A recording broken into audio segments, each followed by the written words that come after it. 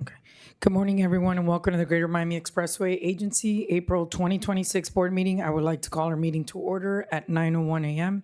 I ask Board Member Pages to lead us in the Pledge of Allegiance.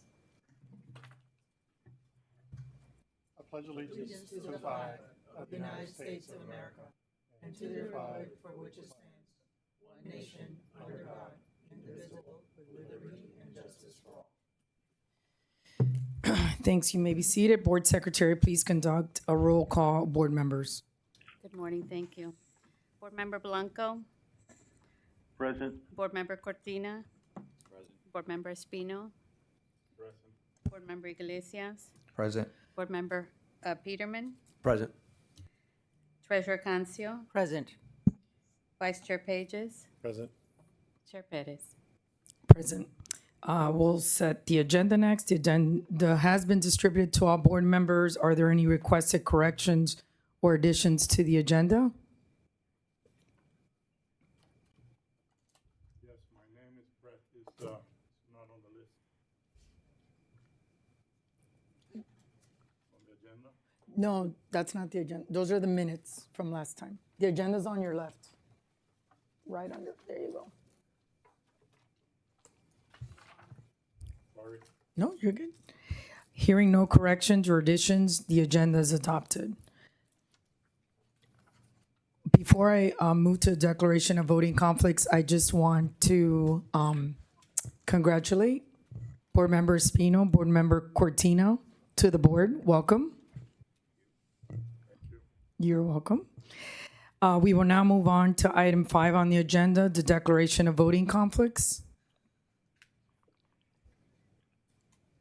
Madam Chair, I have a voting conflict for item 8C. This is Mr. Blanco. I'm sorry, can you repeat the item? 8C for RFQ 2603. Okay. Any others? Thank you.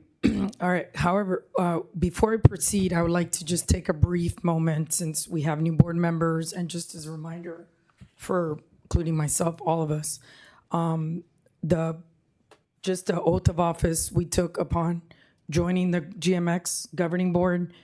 The oath reflects a commitment to serving the public interest, with integrity, impartiality, and transparency. As stewards of an agency of the state of Florida, it is essential that all decisions be made solely on the merits and in the best interest of the organization and the community we serve. Equally important is the need to remain vigilant in identifying and avoiding any personal conflicts of interest, whether actual, potential, or perceived. If any matter comes before the GMX board where there may be a conflict, as we just did, I encourage you to disclose it promptly and where appropriate, recuse yourself in accordance with applicable laws and policies.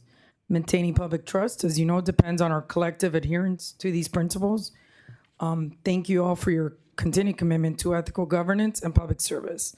As I previously done, I reminded all interested parties that the GMX, Greater Miami Expressway Agency, has a lobbyist registration policy in accordance with applicable law and with our commitment to transparency and ethical governance. All individuals, firms, or entities who engage in lobbying activities with GMX, whether in person, virtually, or in writing, must be properly registered prior to initiating any lobbying contact. This includes any communication intended to influence a decision of the board, management, or staff on matters such as procurement, contracts, legislation, or policy. You can review the full policy, registration requirements, and forms at our gmxway.com website. Or you can send an email at info@gmx-way.com. Really appreciate your cooperation in helping us uphold the highest standards of integrity and accountability in all interactions with GMX and staff. Now, fellow board members, the declaration of voting conflicts, we've already listed. You have, Maria Lisa, you got that down for Mr. Blanco? Okay. Okay. Next up, item 6, public comments. If any member of the public wishes to address the board, you will be given 3 minutes to speak. I will recognize our executive director to identify those members of the public who signed up to speak. Good morning, Madam Chair. It does not appear that we have any members of the public signed up to speak. And I'm looking at the audience and nobody's waving, so I think we can move on. Got a shy folks today. All right, next on our agenda is item 7, approval of the meeting minutes from our February 12th board meeting. Board members, you've had an opportunity to review the minutes from February 12th, 2026 board meeting. Is there any discussion needed on the item? I'll Or is move there it. a motion for approval of the meeting? I'll move for approval. I'll second. Any final discussion? All in favor of approval of the motion, say Hey. Aye. aye. Aye. Opposed, say nay. Motion passes. We will now move to the regular agenda, item 8. I'll ask Executive Director to introduce item 8 in today's regular agenda. Yes, thank you, Madam Chair. Item A on today's agenda is presented to the board for approval of the Technical Evaluation Committee's recommendation to select and enter into a contract with the highest ranked proposer, Artec Engineering. By way of background, on November the 3rd, 2025, GMX released a request for proposal number RFP-26-02, seeking proposals for qualified firms to provide design-build services for system-wide blind spot cameras and for camera lowering device replacement. The scope of the work asks the proposer to design, furnish, install, integrate, test, and commission fully functional and operational closed-circuit television cameras along State Route 924, State Road 112, State Road 836, State Road 874, and State Road 878 at several locations. The project also includes replacing existing camera lowering devices with new devices at locations specified by the agency. And our Chief Operating Officer will provide additional background on this item to the board. Claudio? Good morning, board members. So yes, this basically would conclude our eyes and ears out on the roadway. So basically, we as staff identified the locations in coordination with the TMC, any areas that were maybe occluded by a bridge or landscaping or a sign, etc. So in conjunction with the TMC, we've established areas that were suitable for additional cameras. We've identified 46 additional cameras that were needed. Once this is installed and completed, then we would have full vision of the entire system, and it would be also co-shared with the FDOT folks at DOT that sit with us at the TMC. So after this, we'll have complete vision of the system in its entirety. And then the second part of it is the lowering devices. Some of these lowering devices is for the cameras, right? Because otherwise, some of these are mounted really high up in the on poles. It would require some very large boom trucks to get to. So the lowering devices bring the camera down for any sort of service or replacement. And some of them are very old and antiquated and stuck. So this also replaces that. So there was, as was mentioned, 6 proposals were received, and we're recommending to move forward with Artec Engineering. They're a firm that has done work with us in the past and has had good contractor performance evaluations. Thank you, Claudio. Are there any questions or discussion from the board on item A? I'll move approval. Is there a second? Second. Any final discussion? All in favor, say aye. Aye. Aye. Aye. Opposed, nay. Motion passes. Mr. Garcia, please introduce item B on our regular agenda. Yes, thank you, Madam Chair. Item B on agenda today is the approval of a contract award to the lowest responsive and responsible bidder, General Asphalt Company.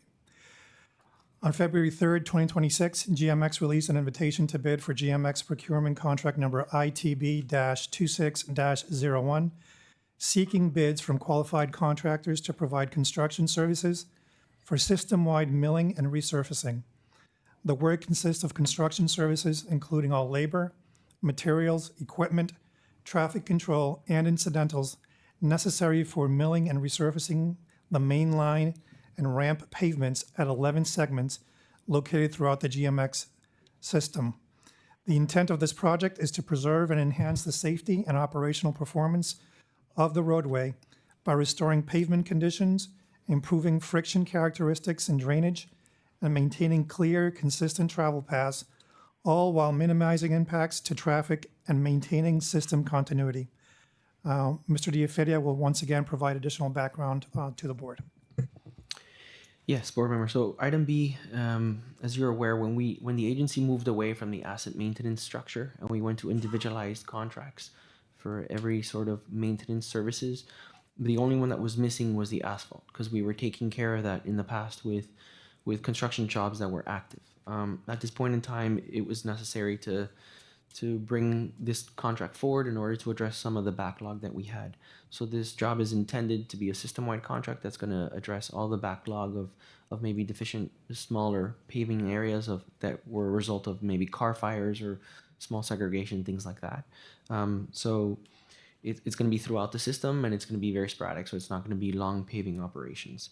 The bid that was received was 5.76% above the engineer's estimate, and it's General Asphalt, who's a company that's done work with us only once before, but it's a very well-respected company that does FDOT work across the state.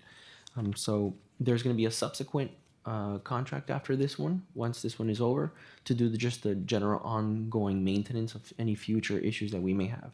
So this is really just to address the backlog of asphalt deficiencies that we have on the system currently, that were also yielded by the pavement condition report. Thank you, Claudio. Are there any questions on this item? Is there a motion to approve? I'll move it. Second. Any final discussion? All in favor say aye. Aye. Aye. Opposed say nay. Motion passes. Mr. Garcia, please introduce item C on our regular agenda. Yes, Madam Chair. Item C on our agenda today seeks board approval of the Technical Evaluation Committee's recommendation to select and enter into a contract with the highest ranked proposer, the Corradino Group, in an amount not to exceed $3,672,134.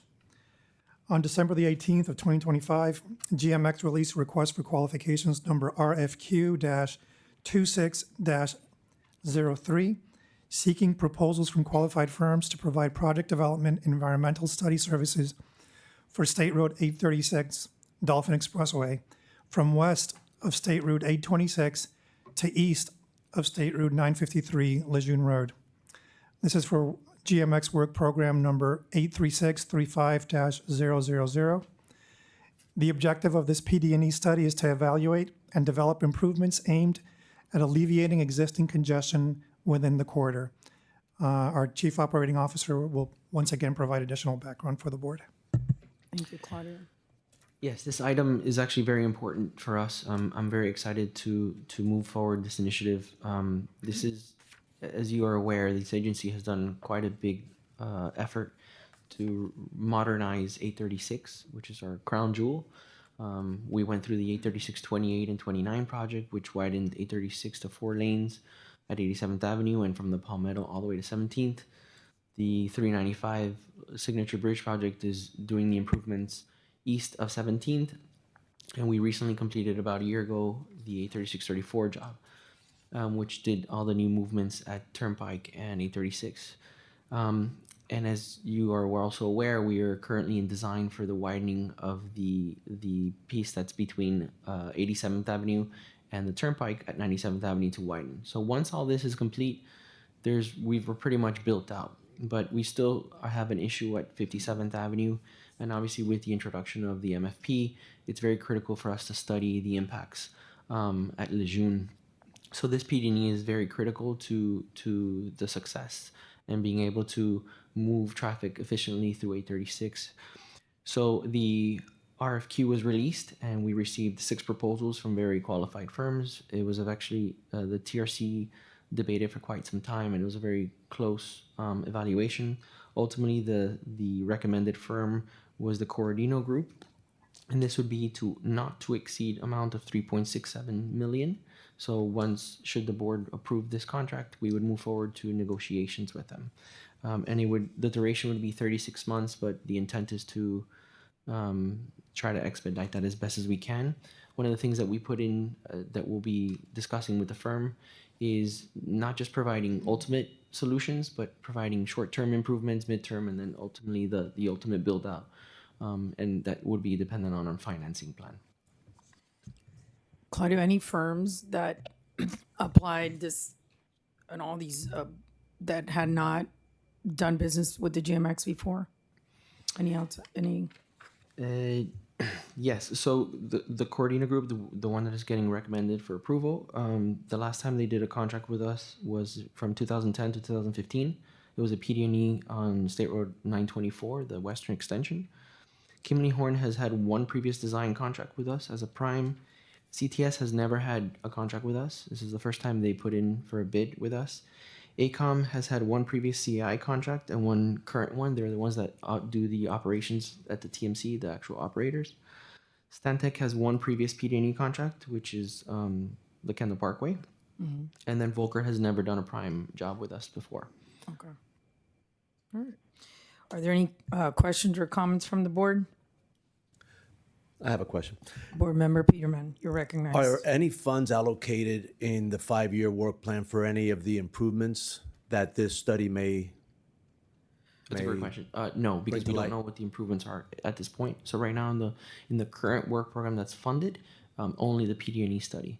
So as we progress through it and we start developing potential solutions, like I mentioned, maybe short-term, mid-term, and then long-term, we will program the construction funds accordingly. Okay. And the design funds, obviously, as well.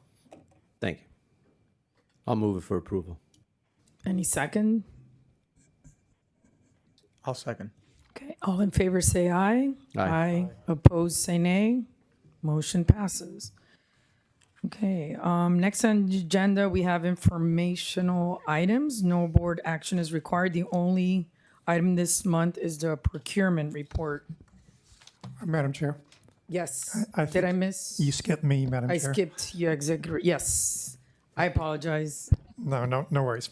Mr. Garcia, for your executive director report. And if we can get a treasurer's report at some point, I don't know if you're gonna lead into that. Yes, we'll do that next as part of my executive director's report. But Madam Chair, thank you for the recognition. The Greater Miami Expressway Agency continues to operate smoothly across all functional areas. Our GMX team remains focused on maintaining safe, reliable, and efficient roadway operations while advancing the agency's key priorities. There are no disruptions to report, and we will continue to keep the board informed of any significant developments.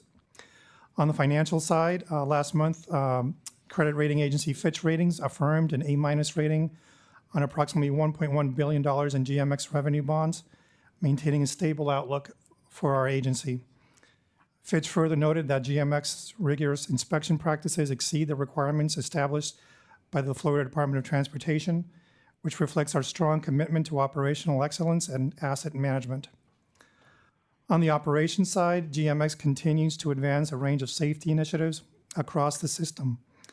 As part of this ongoing effort, GMX is now actively addressing the issue of wrong-way drivers with a focus on enhancing detection, prevention, and motorist awareness to improve roadway safety. And I'll ask our Chief Operating Officer to maybe discuss the wrong-way driver initiative and what we're doing to improve safety. Yes. So aside from the normal signage that we put, which we've done in the past, I want to commend the team because they've been monitoring it, and we've seen an uptick in wrong way incidents. Thankfully, none of them have resulted in accidents, which is good. But we're still seeing a good amount of drivers going the wrong way in specific areas. So the team has taken the initiative to install additional measures above and beyond the standards. So we're putting additional signs, strobe lights, more flashing signs, more signals. We're also giving our TMC operators the ability to see the cameras live. So we're going above and beyond the normal standards to try to address it. There's one particular area, for example, that we're having continual issues with, which is right near the Dolphin Park and Ride, that off-ramp from eastbound 836 down to Telemundo Way, which is 121st, where there seems to be clearly an issue there that we continually have folks going the wrong way. So our chief engineer has been coordinating to install some additional signage, highway signage, above and beyond what's normally required. So we're really doing everything we can to go above and beyond in the locations that we're finding that folks are still going the wrong way on the on-ramps. Again, like I said, thankfully no accidents have resulted. all the incidents have resulted in the folks identifying and realizing that they're going the wrong way and then turning around. But it still poses a danger because even when they're turning around, someone could be coming the opposite direction. So I do want to commend the team because they've gone above and beyond what the Call of Duty normally is.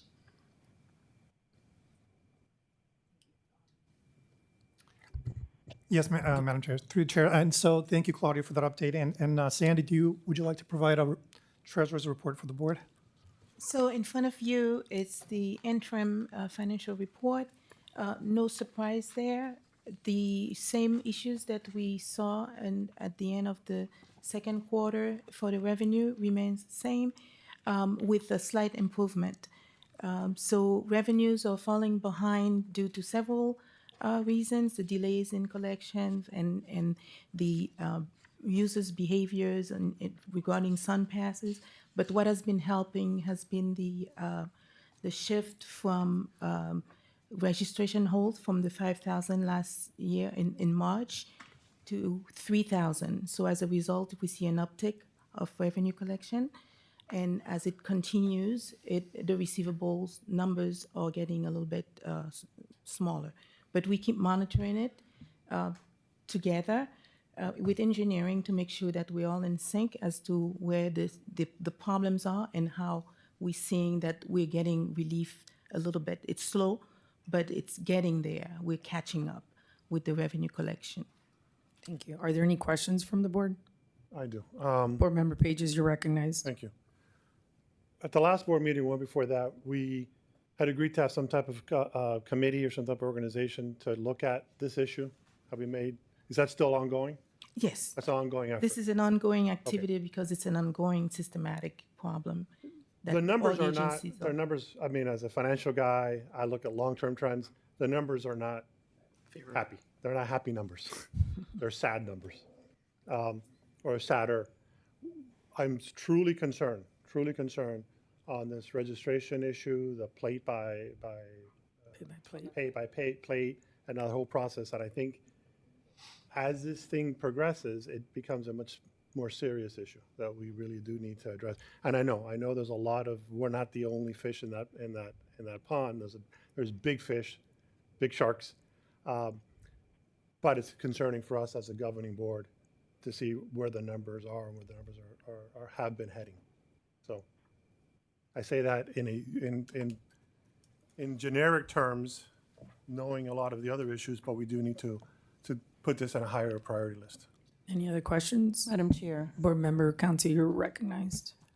so to Vice Chair Page's point, when I had a discussion in preparation for this meeting and we discussed this, yes, it is a problem across the board, but one of the items that they mentioned is that the trend, especially for young people, they're not interested in SunPass. And they could save so much money if they use SunPass. So for me, it's a matter of lack of education because they're missing a huge opportunity. They seem to think that if, no one's going to come after them for collection. So they're like, oh yeah, eventually, it's not my problem. So as the threshold is lowered from 5,000 to 3,000, eventually lower than that, they're going to have a very nasty surprise when they go renew their tag. But I think we can do better in the education front. Somehow, our marketing materials or ads, we got to show how much money they can save by using SunPass. And it's inexpensive. I think we give it away at some events. So it doesn't cost them $5 or $10 to acquire it. It could even be free. But I think we need to encourage people to use SunPass. I mean, it's our job to do that. Instead of just waiting for things to get better, we need to take some proactive steps on this. Those are my thoughts. Yeah, Madam Chair, if I may. You're recognized. So yes, Board Member Pages and Board Treasurer Cancer, we have been working with our sister agencies, the Turnpike, the CFX, and also nationwide. It's a trend that's being seen nationwide. We're a smaller agency, so the numbers actually affect us a lot more. But we all have teams working proactively on this issue to identify how we can improve and encourage people to use SunPass. We have, over the past month, taken that step again, once again, in trying to engage young people. We had an event at FIU just last week, trying to, not just give them away, but actually register users as well, and educate them on their savings. But we keep, and when I heard our staff reporting back to us, it's exactly that. That people would rather pay for the convenience of not having the SunPass, and so it's really an education. As Treasurer Cancio, you're correct, but we really need to show them. A lot of people are, these young people, the parents are paying for it maybe, but these are just the students. That the problem is larger than that. It's a generational thing, and we really need to meet people. We need to evolve as an agency and as an industry, and meet people where they are now. So that's what we're working on. Next month, we will be attending Team Florida once again at the end of May, and we will have working groups to talk about this issue. And hopefully by the time we reconvene here with the board in June, we'll be able to have some better idea and some recommendations, hopefully, for the board, and show you, some action items that we'll be taking to follow up on this. Go ahead.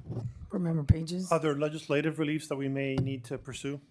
We're considering that, yes, for next year. Yes, absolutely. There need to be some teeth to people who are not paying their tolls, and it may be something more than just the registration holds. And that's what a lot of states in Ohio, Pennsylvania have taken the direction of, on the far end, criminalizing it, but also just, issuing, citations, or there's different things that different states are working on. Yeah. Hopefully, we won't have to get that drastic, but, it's something that we're considering for next year's session. Are there any other questions from the board? Yes, Chair. Madam Chair, Board Member Espino, you're recognized. my grandson, a wild buck, 25 years old, I was talking to him the other day about the SunPass, which, by the way, I pay for it anyway. But anyway, he said how much money you can save by using the SunPass. And he said, Papa, how the other side is free. Right, exactly. And, I had to just shut up and change the subject. So I think that we need to push the enforcement of collecting the toll by plate. I agree, education is good, but I didn't have another answer for my grandson besides telling him, you're a thief, buddy. That's all I have. Chair. Thank you. Board Member Cancio, you're recognized. So Board Member Espino, the collection aspect is not done by us internally. It's done, through a collective system. So there are issues there. They collect for everybody, for the Turnpike, for other agencies. And I think those are part of the discussions that we're having. But it's very frustrating because they don't realize how much money can be saved, and you have to do the right thing. So.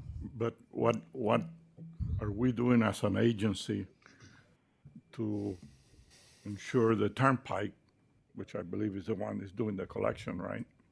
Mm-hmm. To follow up in enforcing the collection by toll.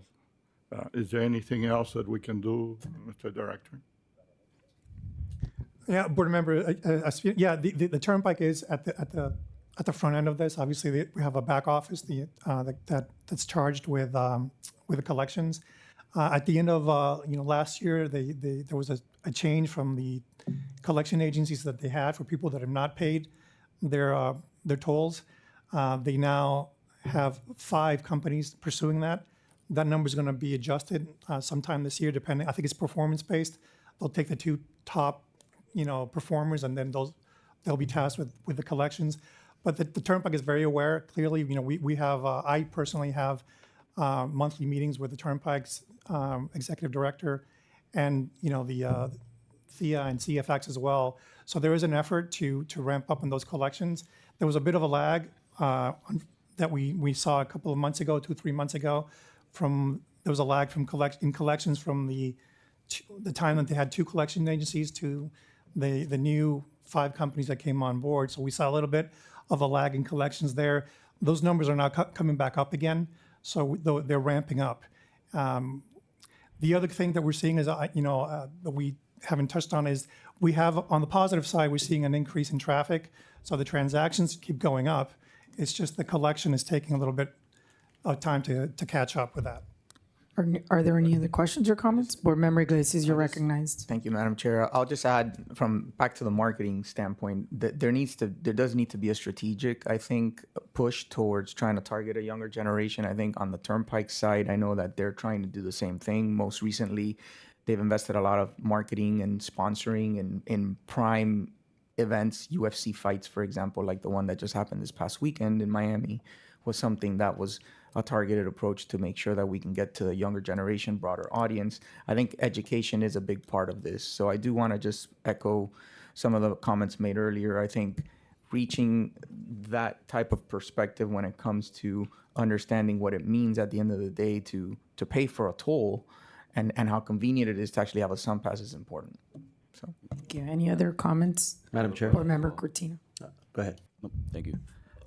This may be to the director. Do we know if whoever owes a certain amount, do you know if there's a payment plan to it, or does it need to be paid in full? I do not believe there is a payment plan. Claudia, do you know if there is? I don't think there is. It's just. No. And I do want to reiterate something. If you don't pay your tolls through your transponder, it's not that they're free. They just rack up on the other side through toll by plate. Eventually, it'll come knocking at your door through the collection agency and eventually through a registration hold. So you will not be allowed to renew your registration if you have not satisfied your debts to any agency. Because typically in Miami-Dade County, if you have a debt with GMX, you most likely also have a debt with perhaps even the county at the Rickenbacker Causeway and the Venetian and the Turnpike, or FDOT, which is also managed by the Turnpike. So it's not that they're free. I don't want anybody to misunderstand that if they don't pay, they just never have to pay them. They'll get charged. By the way, it'll be more expensive for them. Not only is the rate different, but there's fees. So every time we send you a bill by mail, it costs us money, and those fees are added on to your normal toll rate. Any other comments? Yes. Board If I Member may, Peterman. Yeah, in this report, it would be good because if you look at toll transactions, they're actually higher than the prior period, but SunPass transactions are less. So obviously by default they have to be the toll by plate. So it would, if that's our Achilles heel, it would be good to have in here a line that also talks about the receivables that we have outstanding with toll by plate. I don't know if that's something financially that we can report on, so we can see what the changes have been with our receivables with toll by plate. As for alternatives, is there any other alternative? Are we obligated to participate in the toll by plate? And are there, in other systems, are there other, legally permissible alternatives to toll by plate? So first of all, I'd like to add something. I know it sounds dire and everything, but we're encouraged. Toll by plate occurs when SunPass fails. Okay. When you don't have the SunPass, so they bill you toll by plate. And it's a process itself that takes longer. SunPass is right away. And toll by plate, you have to do research, you have to send invoices and so on. And people pay, people do not pay. The good thing about this is when the registration hold was established, it's not something that we're going to see right away. We can see the progression of the collection due to toll by plate because the enforcement is what makes people move. All the marketing is great, but the problem is if they don't feel the pain of it, they don't react. And we could see every month it's getting higher and higher. So the registration hold for us, if it keeps, just the same way the treasurer said, if it keeps going down, guess what? Eventually, it's going to catch up. We have those receivables that you're talking about. We do have them. And they were great. They were large numbers. But guess what? We keep monitoring them, and they're shrinking. They're not shrinking as fast as we would love, but they're shrinking. And the results of it, you could tell registration hold plays a very, very big portion of it. Right. So Is the registration hold a new No, phenomena, so or is there something? holds is legislatively is there. It's in place. And it's right always, now. it's always been in place since the toll by plate is. No. Well, what happened? It was suspended for some time when Threshold. there were some issues when the centralized back office was established. There were some issues in terms of delay of sending out bills.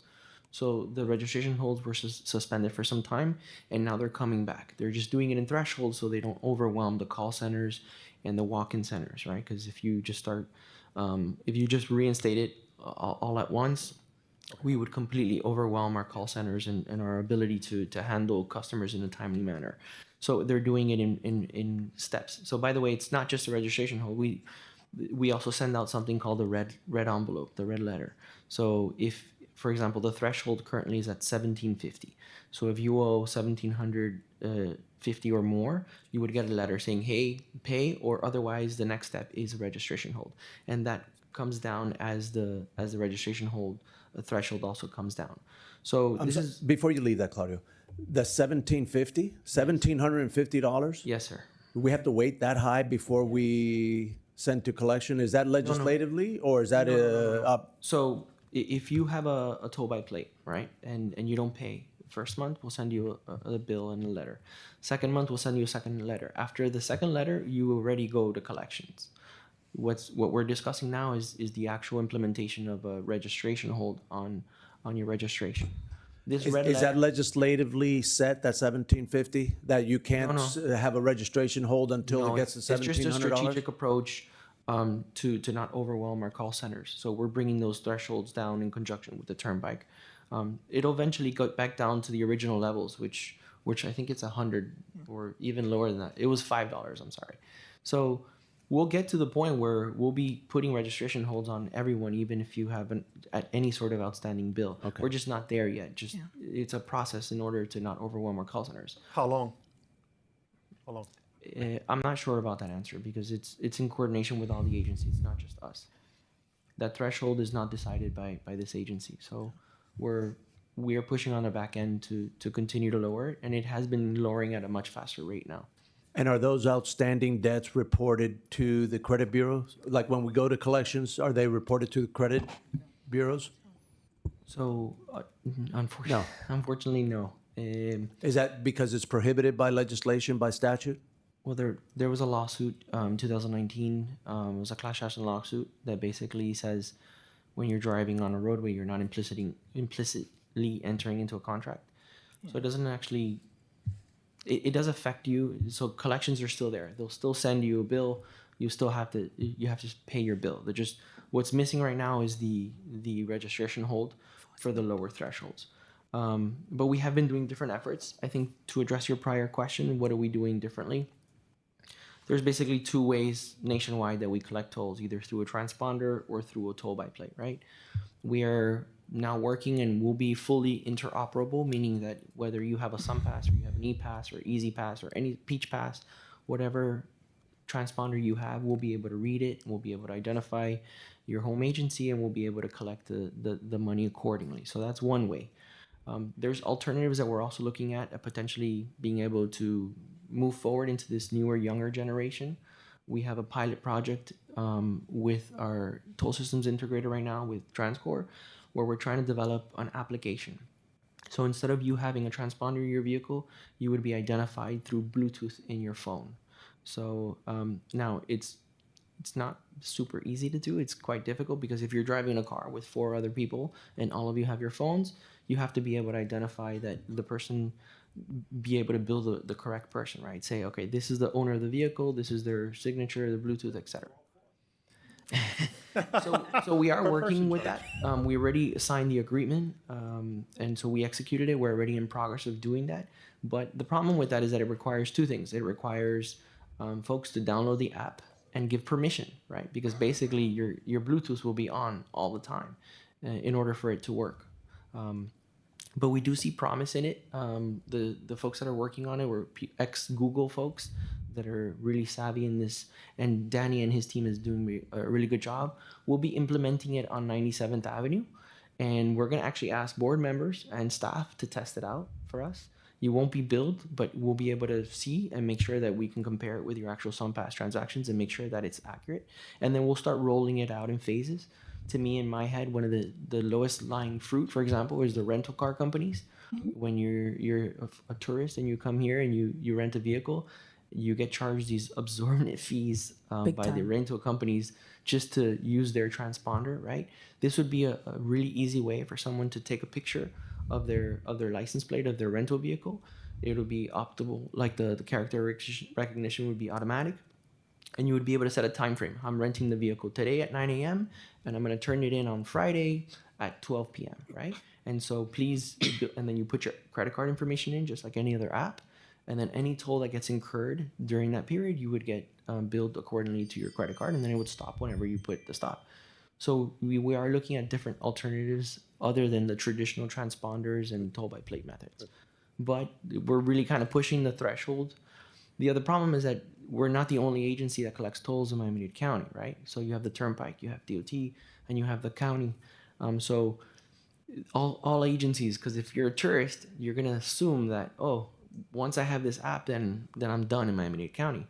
No, because only we're the ones kind of testing it and pushing that forward.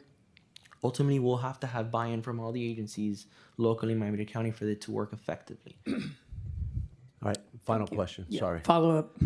No, final. Unrelated to what I've spoken. As far as the marketing, and yes, the young people are one demographic that we have to target, but we also have many non-English speakers. Is all of our marketing material bilingual or trilingual? Yes. And to your point, to Secretary Iglesias' point, we're working really closely with DOT District 6 and the Turnpike to do this combined effort. For example, the event that we just did at FIU, again, these are efforts to go out into the community and really educate them on the savings that they could have by switching to SunPass. We've also worked with Turnpike. Turnpike's been very cooperative in this. When you get your SunPass bill once you get your toll by plate bill, there's a one-page dedicated page that tells you if you have a SunPass, you would be saving 50% on all your tolls. So there's a lot of marketing material that we're pushing out there. And then furthermore, we're trying to educate. We've met with several trucking companies and other folks out there in the industry, because people don't realize that sometimes these stickers, the transponders, once you put them on your car, let's say you have a leased car and you change cars, a lot of people just kind of rip them off and put them onto their next car. The moment you rip them off your windshield, they're destroyed. They don't work anymore. Most people don't know that. We've actually had some internal staff that didn't even know that. That's what we call iTolls. These are tolls that we know this person has an active SunPass account, but we are seeing them. We're not seeing the transponder, so we're having to go through the toll by plate process. So that's something that we're working on. I guess the silver lining to this is that this is not a GMX unique problem. In our coordination nationwide, I sit on the IBTTA board, and this is a discussion that we have every single meeting. This is a nationwide phenomenon. The toll by plate numbers seem to be rising across the nation, not just us. And this is, again, an education problem. And unfortunately, the new generation doesn't seem to want to adopt the transponders, which is very silly. So as our executive director said, aside from campaigning and marketing and the registration holds, I think eventually our task force will come forward with maybe some recommendations as to maybe a little bit harsher penalties for folks that don't want to go to the transponder method. So, Board Member Cantu, you're recognized. A suggestion, I don't know if you guys ever consider this, but every time that a car is sold, give the dealers the transponders and make sure they're included with the car. And make it part of the registration process so that every car that comes out of a dealership has a transponder. We are working with some dealerships. Ultimately, we want to get to all the major dealerships in Miami-Dade County. That way, when you buy a new car, the transponder is already there. They can activate it. You get it on your brand new car, and you're on your way. Yeah. So 2 takeaways. 1, make sure we all have SunPass on our car. That's number 1. Okay, good. And 2, I'd get the healthcare industry as best practices because they know how to collect bills somehow. I think there's big strides in that. I Send you think to that was some collection. of the intent with the Turnpike's efforts to change the collection agencies. The traditional collection agencies went through normal call centers, right, folks? Now with the implementation of AI, they're much more effective. They're seeing return rates that are higher than your traditional methods. So I think we're going in the right direction, but there was a transition period. So what we're seeing in the numbers is that we're starting to catch up. So I think what Sandy was trying to say before was that it's not a matter of collecting the toll, it's the timing, right? That's really the difference between toll by plate and transponders. The transponder is instant. At the end of the month, you have your bill, you get charged your credit card, and we have the money in our accounts instantly. There's a large delay when collecting tolls through toll by plate methodology. And I think that's really what we're seeing in our numbers and what is reflected in the report. In conjunction, now we get the report that shows us the enrollment for SunPass. And if you look at the months, it's almost stagnant. So the people who already had them, they have them, but the new ones are not coming fast enough. So we have this data now to collate to make sure that we're not missing something else. So, Executive Director Garcia, any more? Yeah, no, I just wanted to wrap it up by saying, yeah, we have been, obviously working staff in our agency, our sister agencies, to come up with creative solutions and creative ideas, all these things that we've been discussing. And the other extreme, if we actually even met with FHP to see if they would be interested if we end up going there and it ends up being in some kind of a tougher, approach, right? FHP's on board. They're interested. They're willing to work with us. They're going to be partnering with GMX and other initiatives as well. But I just wanted to test the waters with them to see if it was going to be a hard no. And quite the opposite. They've expressed an interest in assisting us once we get there, once we make a decision on the enforcement side, if that becomes necessary.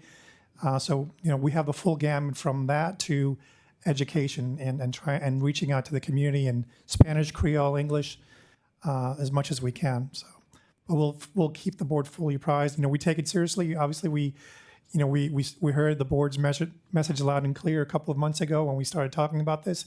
Maybe at the beginning of the year, we're taking it seriously because this is what we do, right? And so we're keeping a close eye on it. And again, not that it's much comfort, but it's not just us. It's all tolling agencies in the country that are seeing the same trends. Thank you.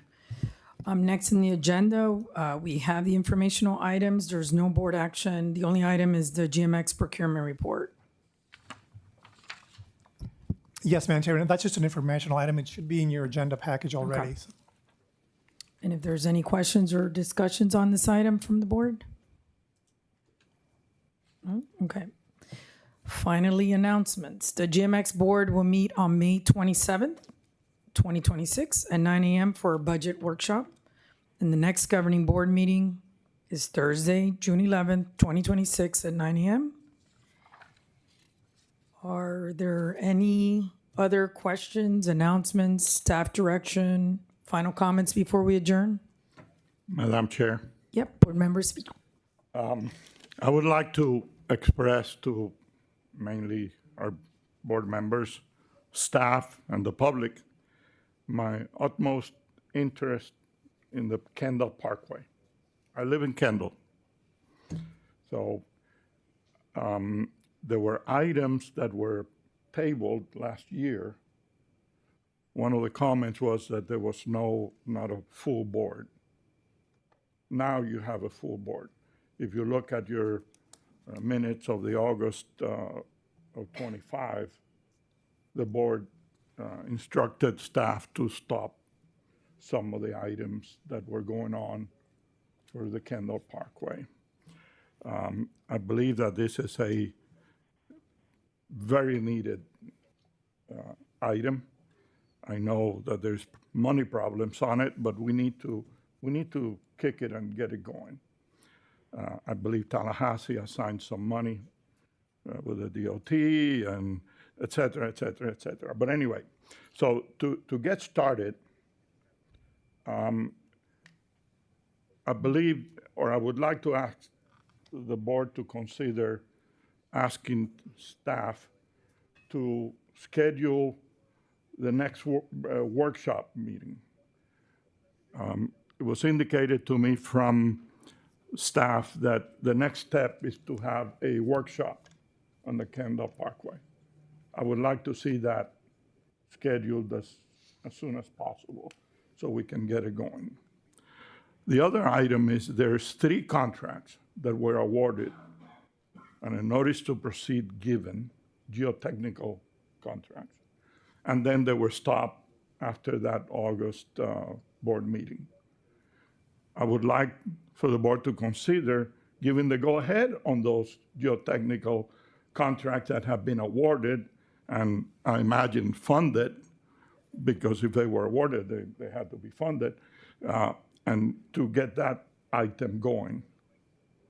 And also would like to consider moving on the right-of-way acquisition, at least for the first section, which would be from 137th Avenue to 157th Avenue.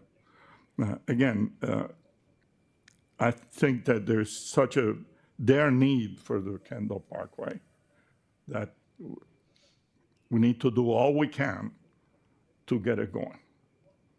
That's all. Thank you. Any additional comments? All right, hearing no additional comments, I adjourn this meeting at 9:51 a.m. Thank you, board members. The meeting is adjourned.